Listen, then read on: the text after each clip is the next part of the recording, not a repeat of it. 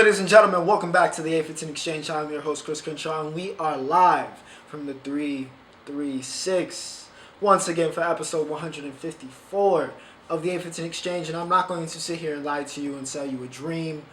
This was one of the more boring weeks in sports, okay? This was one of the more boring weeks in sports and entertainment that we've had, possibly in the history of me even doing this show. So, not too much to talk about. There's no roundup this week. It's just topics. We're just doing topics. Honestly, I was going to change up the format completely this week. And I was just going to have guests. But all my guests are 100 miles away in the 704. And I'm in the 336. So that's not going to work. Even though I did consider doing like a Zoom call. But anyways, we are here. We do have a few things to talk about. And we'll talk about them. But of course, this shouldn't be, it's not too much, nothing too crazy. But we do have Wimbledon. We do have a lot to talk about in entertainment, All-Star games. So still some stuff. And of course, the Women's World Cup starts this week. So we do have some things. As always, remember to like, share, and subscribe if you guys are enjoying the content. And in the description, as always, are thumbnails. Well, not thumbnails, but timestamps are in the description. So if you want to skip ahead to whatever topic you want to hear me talk about today, or whatever you're watching this, feel free to do that. And of course, my social media links are in the description. But without further ado, ladies and gentlemen, Wimbledon. Changing of the guard, okay? We had one of the greatest gentlemen's finals in Wimbledon history yesterday. Carlos Alcaraz, Novak Djokovic, the future versus the present and past of the sport, the statistical, arguably the GOAT, versus the baby goat. Joker, baby goat. Who would win? Who would win? And of course, we had a lot of history. The series is tied 1-1 going into yesterday's final. Of course, in the major finals, they faced off in the French Open earlier this year. Carlos caught cramps. Novak warmed down. Novak won. So, with Novak on the brink of making history with the most majors of any man or woman, an 8th Wimbledon title that would tie him with the great and arguable GOAT, Roger Federer, my guy. And of course, a near unprecedented, along with Federer, 5th Wimbledon title in a row. Could Alcaraz rise to the occasion and take the crown? The crown was on the stake. Not just the Wimbledon title, the crown. The future of the sport was on the stake, and could Alcaraz finally rise to the occasion and proclaim himself as the next one? Well, like I said, it took 5 sets. It took a 29-minute instant classic second set. But ladies and gentlemen, Carlos Alcaraz, you are the Wimbledon champion, and you have taken down Novak Djokovic. Alcaraz did it. He did it. I mean, the drop shot god. He was the drop shot god yesterday. Honestly, it's like what a lot of people were saying. He's kind of like a fusion dance of elements from all of like the big three. A lot of people were saying, or like a Fed and Nadal, because some of the shots, the shot making, the magic Carlos has when seeing him play is like watching. I haven't felt that watching a player since like you could tell like Nadal and Joker, like they have that magic where like, okay, they're special, right? Like they're great. Like you can sense that greatness. But that special, like the artistic value of some of the shots, I hadn't seen since like Fed, right? It was very Federer-esque, right? The athleticism, the grit was very Nadal-esque. The baseline play maybe was more Joker-esque. So it was just a lot of different elements that makes Carlos special. And he was special. He was special in England yesterday. 6-1, 7-6, 1-6, 6-3, and 4-6 was the final tally. And yeah, I mean, that 5th set was, I mean, the pressure was on. He went down the first set, then came back, took the lead, went up 3-1, and then it was just like he had a fight, wasn't always on his serve. Of course, Joker almost messed up his wrist because he broke his racket after getting destroyed in that third set. So just a whole lot of factors, man. A whole lot of factors. Just an incredible match overall. Back and forth we go. Novak dominates the first set. Then we have the marathon second set. Carlos dominates the third set. Joker stretched back in the fourth. And then the fifth, it was basically Carlos trying to hold on while Joker tried to chase him down. But Carlos had to be a killer, like I said. And like McEnroe and everybody else in the commentary booth said, he had to take the crown. He had to take the crown. If he wanted to place himself amongst not just the elite in the sport, but amongst that sacred ground at the very top, he had to take it. He had to take it. Joker was not going to give it, and he did not give this to him. Carlos came up and he took it. He was the better man. He was the better player yesterday. So all credit due to Carlos. He's the future of the sport. I know in the past couple weeks we've talked a lot about Connor Bedard and Victor Wembanyama over, in the NBA and NHL respectively.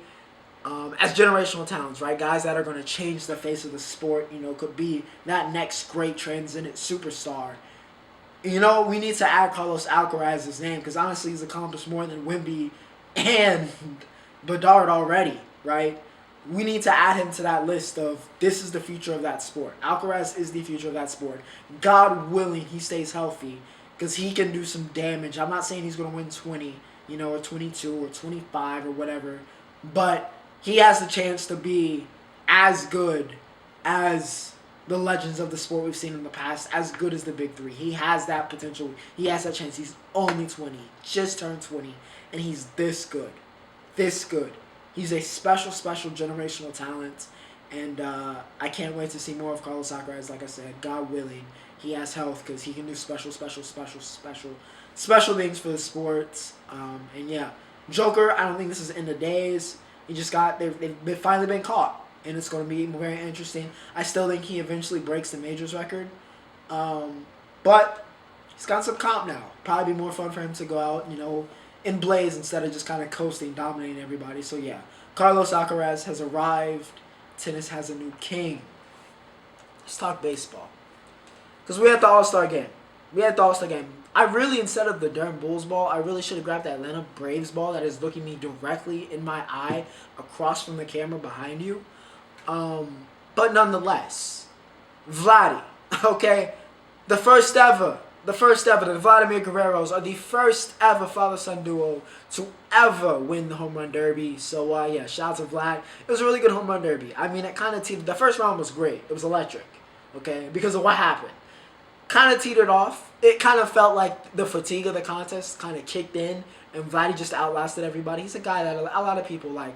Coming out of the minors, #1 ranked prospect with the God hit tool of an 80, and he had 65, whatever his listed was, his power tool. So obviously stereotypical guy you would think to win, a home run derby eventually. So no real surprise that Vlad won necessarily, but it teetered off towards the end, and Rosarena was definitely tired at the end, taking all those swings and just pop flies. But congrats to Vlad. Adley Rutschman switching sides was dope. Wish he hadn't faced, Julio in the first round, and Julio dropped a 41 bomb on him, which I knew was going to kill him, even though that was electric, like was home field advantage, and he's just going nuts. I mean, just went that ridiculous performance, of course. 41, the record for a round. So yeah, but Adley switching sides, lefty, and then for the bonus goes righty. That was really cool. But yeah, solid home run derby. The All-Star game wasn't too exciting, to be completely blunt.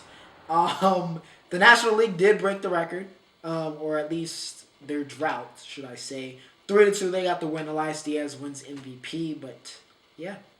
We're at the midway point of the MLB. It's not like I really need to have a big discussion about who's MVP, because, everybody knows who MVP is. That's Shohei Ohtani. In the NL, it's not really like I can have a big discussion about, well, I guess I kind of can. Even though it really shouldn't be close, because even though Arias is hitting 400, which is, again, ludicrous, Ronald Acuna is on the best team, the best player, and he's trying to hit 40 and 80 right now. So, you're just going to have to understand, right? You're just going to have to understand. So, yeah. Not really to talk about, but we will see how it goes. I do not want to talk about the Yankees. It is my dad's birthday, and as we are Yankees fans, it is just not a great time for us, okay? It is not a great time for us, and I'd rather not taint his birthday episode of the 815 Exchange by talking about that sorry team that is currently last in the AL East. Why is Aaron Boone still our manager? Anyways, entertainment.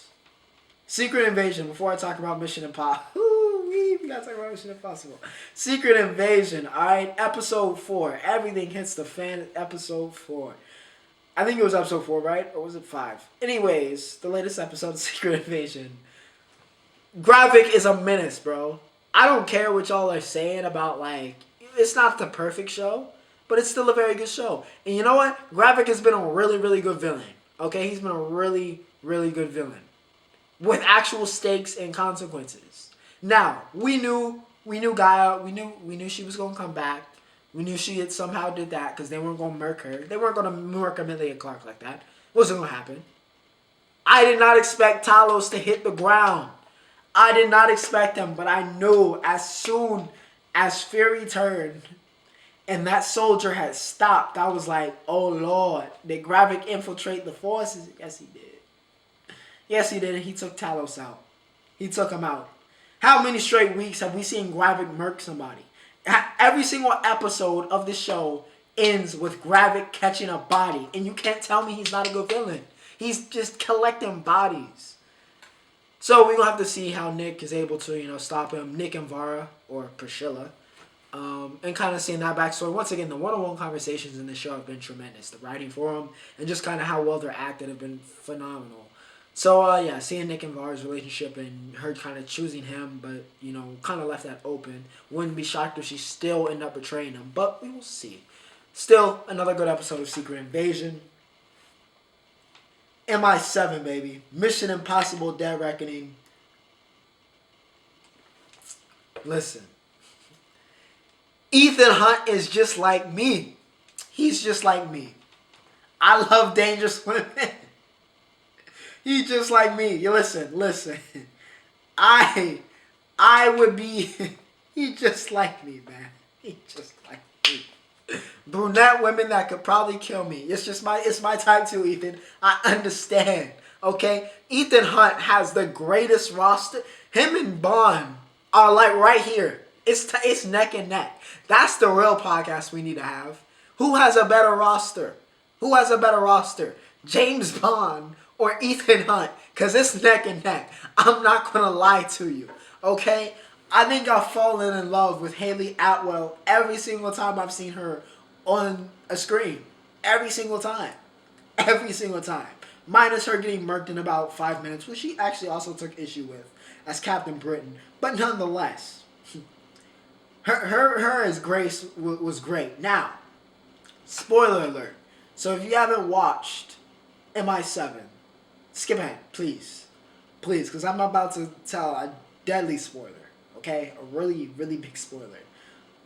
But her as Grace, liked her with the team, liked her dynamic with Ethan, yada, yada, yada. Of course, Haley Atwell is a great actress, and she's beautiful, and has the, body. Yeah. But Ilsa Faust, you can't kill Ilsa like that, bro. That was my only problem with the movie. You can't kill Elsa like that, man. I get it because you're trying to put stakes and trying to reinforce the Ethan has to deal with the consequences. But man, you can't kill Elsa like that. You can't kill Wifey. You can't kill Wifey like that. Rebecca Ferguson once again killed it as Ilsa Faust, but they did her dirty. Did her dirty. Ethan deserves happiness, which it seems like he's going to find in some, once again, brunette that can probably kill him. He's going to find it. He found a new one already. But man, him and Ilsa were special. Vanessa Kirby was once again great as Alana, as she always is. Them kind of copying Alana's face. Felt like a very retro, a lot of aspects. Of course it had modern aspects, but a lot of it felt very retro MI, like the first couple MIs. In terms of how much we used the mask. Even Kittredge becoming a main character again was very retro. Benji and Luther once again thrilled and were great supporting cast characters. Palm was great as Paris. Sucks that I think she also died, but my goodness, she looked good, and she was also very, very good at that role. Very, very good as, or should I say, the key or the AI's henchman. Even though I guess technically she was Gabriel's henchman. We will see what happens. Ethan versus Gabriel has very personal stakes. Think they could flesh that out more, but of course they got another movie to do that. So, yeah. And my 7 was very good. Another great Mission Impossible movie. One of the greatest action franchises of all time. Tom Cruise. One of the greatest action hero actors of all time. One of the greatest actors of all time, we can just say at this point. Certainly in terms of box office. So, yeah. And my 7 gets a super cosign. I cannot give a bigger cosign. Yeah. Music. P&D. PartyNextDoor returned with Resentment. Classic P&D. It was good. Wasn't like, I'm going to be like, oh, this is my favorite song of all time, or my favorite P&D song, but it was good. It was good. Classic P&D. About what you expect. Album's going to be interesting because apparently that's coming up.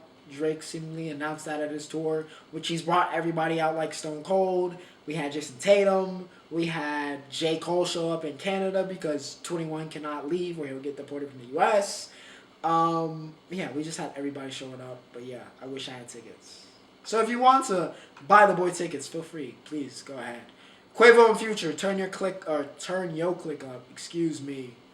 Of course, it was fire. We heard the snippets, but I'm not going to lie to you. The whole, like, I'm still bitter over Sia. I'm over it, bro. I'm over it. I get it. I was going to make this episode, if I had guessed, if me and KB would have been on this, I would have been like canon events. And you know, a true canon event for every man is fumbling a bad bit. A true canon event for every man is fumbling a bad bit. Future fumbled a bad bit. He did. He fumbled a bad bit. And he's still hurting. Because there ain't no way you keep bringing her up and keep saying F Russ if you ain't hurt. I get it. Even the most toxic of us. I get it. But you gotta let it go, my brother. You gotta let it go. She's not coming back. I know you iconically said all those years ago, I know I'm gonna get my bitch back. She's not coming back. She's not coming back, bro. She's not. I know I'm gonna get my... She's not coming back. I'm sorry. She's just not. Stop saying F for us, bro. Something different. Transition. Leave. It's done. Still fire, but Future gotta let that go. King Von, apparently the album was good. Grandson, I haven't listened to it because I'm overloaded on music, so I wanted to a little bit delay me listening to it before adding it to my playlist because I have so much music has dropped, as you've seen, over the past couple of weeks. So I kind of like delayed it. I heard it was good actually, and they didn't like, it wasn't just like extorting money with the last bit of, you know, media we have from this person. So I will check it out. Not this week with a rating, but I heard it was good. So yeah, Vaughn, rest in peace. WNBA/NBA. We're combining the segments once again because, like I said, no roundup. And honestly, there was more WNBA news, of course, than the NBA. We've reached that point in the summer league when, like, Wemby shut down. Hell, Brandon Miller shut down. Scoot got hurt, then they shut him down. Amen got hurt, then they shut him down. Asar's still playing in the Pistons. Marcus Sasser dropped 40 yesterday. Which I was like, excuse me. And All-Star's also been playing very well. So, Pistons, again, they're one of those young cores you need to watch. Because they could also be in that situation. I've been talking about Houston, who made the Summer League Finals, by the way. They'll play the Cavs and Amani Bates, who's been playing okay. Played really good yesterday. His efficiency still isn't great, but the talent is there. Okay, I don't think okay. I want to clarify, by the way, because I forget, you know, if I made, you know, past statements about Amani Bates. I want to clarify. Amani is not necessarily trash, or I'm not saying he won't ever even be like a star. We'll see, but I'm not saying he won't be a good player. But he needs time. He was never generational, that's what I mean. He was never generational. He needs time to develop and for people to nurture that talent. And it could potentially maybe one day be something special. but he was never that guy that people tried to make him. He should have never been on that cover. We should have never said, oh, he's the best. Like, he had no business winning any type of Player of the Years over Jalen Green, over Cade Cunningham, over anybody else in that class. He was not the best player in high school. Not at one point during his high school career was he the best player in high school. Not once. But people saw the KD, and I think people lost their heads and put too much expectation on him, and he was not that good. He was not that guy. He's not that guy. He's not. Even now, even with him playing still well, he's not that guy. That's not me saying, like, trying to hate or me, saying anything trying to negative. It's the truth, which I think people need to get to about Amani, if you want to appreciate him as a player, is tell the truth about what he is as a player. Okay? He still has a lot to develop, but he's also still very young. So, I think it's a good pickup, and so far he's been good in the Summer League. Inefficient, but he's still producing wins and hell. They're in the Summer League Finals. So, hey, credit where credit's due. The shot making is there. The talent's there. I think the athleticism will be fine. I'm interested to see what it does to him as a defender, because that could be somewhere where he struggles, but there is talent there, and he could still be a good player. That's what I wanted to say about that. Orlando Robinson, by the way, is looking like prime David Robinson. Maybe he's really David Robinson's son. That would make more sense for why he's 36-11. He had 27-9 yesterday. He's been going crazy. Okay, he's gonna make the Heat. He's about to make the Heat. It just came out of nowhere. So yeah, shout out to Orlando Robinson. He been hooping. WNBA, of course, had their All-Star Week this past week. Sabrina. You know, I wasn't sure about, like, Caitlyn as, like, a Sabrina comp. But, you know, after that performance in the three-point contest, yeah, I kind of see it. I think Sabrina is a little bit more kind of well-rounded in terms of triple-doubles. Maybe Caitlyn's a little bit better of a scorer, which is crazy to say. But I see the comp. I see the vision. Sabrina Ionescu once again proves why she is one of the best players in the league. And apparently one of the best shooters in the world, because she went 37 in the three-point contest, which is bananas. Okay? That's ridiculous. That's not... People don't even do that in the NBA. Okay? For everybody want to comp, there's a comp fair. Okay? That was an all-time great, regardless of gender, shooting performance in a three-point contest from Sabrina Ionescu. That was special. Jewel Lloyd dropped 37 for the All-Star Game record for the WNBA, so shout out to Jewel. She's been hooping. And yeah, the W's been up. It's been up this year. I'm not going to lie. A lot of great high-scoring performances. I think the talent levels definitely continue to rise. And, of course, we have that special draft class coming in. So, yeah, nothing I haven't said before, but they had a good All-Star weekend. Saw Cam Brink looking like a 6'8", because Cam had heels on. 6'8" Barbie, along with Deja and HVL, kind of living it up. But, yeah, good All-Star week for the WNBA. Keep it move. Women's World Cup. Okay, Women's World Cup starts this week. Of course, Team USA. It's a little bit mix of the old guard and the new guard, especially up front, to be completely honest. Okay, we got Sophia Smith, Trinity Rodman, and Alyssa Thompson. Okay, that's a lot of speed, and that's a lot of youth.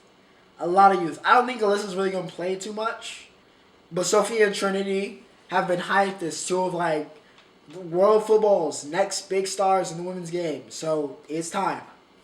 It's time. I got faith. Trinity dropped the brace on Wales. And Sophia is Sophia. So I have faith. Very interested to see what kind of lineup we go with, because, of course, Alex is still here. You got Lynn Williams. The defense is a big question for us. Will they be able to step up? E. Fox, Crystal Dunn, so on and so forth. Naomi Girma, is she ready? A lot of questions. It's not really that team of, this is like a super team and nobody's touching America. Like, the rest of the world has gotten a lot better, and we're kind of in a transition period. Not necessarily gotten worse, but we got a lot of young talent that it's time for them to take over, and we're going to see if they can take over and how good they can play on the world stage. So that's really the storyline with Team USA. I'd say Spain almost has the second best team. Alexia Putellas, who is going to play. We will talk about all the knee injuries and all the players that are out of this tournament. But Putellas is back. She's going to play. Of course, they've got Bode Madi, who has been one of the best, if not the best, midfielder on the planet in the past calendar year. So yeah, Spain's got a really good team. They've done a great job with their women's game, and I think they're going to be a really, really good team this year, a major contender. England, of course, are the reigning Euros champions. Of course, they're dealing with some injuries, but of course, they still got Kiara Walsh, Lauren James. I think Lucy Bronze is healthy. She'll be there. Leah Williamson. So they've still got talent. In spades, though they're dealing with injuries, but England still will be a contender. Norway has Ada Hegerberg, finally healthy, and they got her and Carolina Graham Hansen, and that's all I really need to say. They got Ada and CGH. That is a deadly duo that can do some damage, and they finally get to do it on the world stage. Of course, Ada missed last World Cup with injury, fresh off of her winning the Ballon d'Or, so we get to see her in full effect this year and see how Norway can do. Of course, it's the last dance for Pino, Marta, Christine Sinclair, the all-time leading international goal scorer, man or woman. So we got some legends exiting stage left, but we will see how they do in their final performances. Still amongst some of the best players in the world, Pino, Sinclair, and certainly Marta. Knee injuries have been, of course, the story of the build-up of this World Cup. Kat Monacaro for us in America, along with Mal Pugh. Fran Kirby, Beth Mead for England, Vivian Medina for Netherlands. A lot of the great superstars in the world, a lot of the great stars, some of the best players will unfortunately have to miss because we had some weird, strange, maybe it's the fields, I don't know what we're going to really call it, but we had an unfortunate, weird take-up in, torn ACLs and took some of the talent away, allowed some people to step up, but also took some of the talent away. But nonetheless, didn't quell any of the hype. So we will see what happens and how those teams are able to cope without those stars missing. And of course, honorable mentions to, of course, Sam Kerr and Alexandra Pop, who might be the best players in the world. And I haven't mentioned them, but I need to mention them. Because once again, this is a big World Cup for Pop in Germany. Her in her prime. Don't know how many more she's got at this level. Same thing with Australian Sam Kerr. How many more times do you have her arguably the best player in the world, arguably the best striker in the world? How many times do you have her at this peak? Can you make a run this year? Going to be a very interesting Women's World Cup. I will be tuning in. Of course, we will be talking about that all throughout the rest of the summer here on the 815 Exchange. And with that said, ladies and gentlemen, that is it. That is it for episode 154. I know I was about to go around a thing, but that's it. Alright, that's it. Like I said, still probably the same length as usual, but not too much to talk about. But yeah, we're cooking some new things up with this podcast, with this show. Some plans I'm trying to put into fruition, some upgrades to sets, guests, as I've mentioned. And yeah, trying to get some things kind of pushed in and see what we can stew up and make this as good as it can be. But for now, for episode 154, happy birthday, Dad, if you were watching this. But without further ado, Ocho, signing off.